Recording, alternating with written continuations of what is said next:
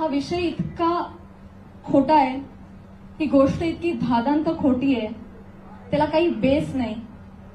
एका सांस्कृतिक कार्यक्रमामध्ये सत्कार स्वीकारताना काढला गेलेला एक फोटो, ती आमची एकमेव भेट, धन्यवाद, हा एकमेव संभाषण, एक शब्द, याच्यावरून एवढी आवई उठावी, त्याला मी का प्रत्युत्तर देऊ?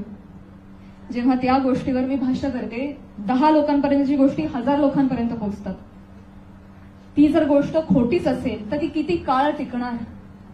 त्या गोष्टीला आपण किती महत्व द्यायचं? म्हणून मी त्या गोष्टीकडे दुर्लक्ष केलं.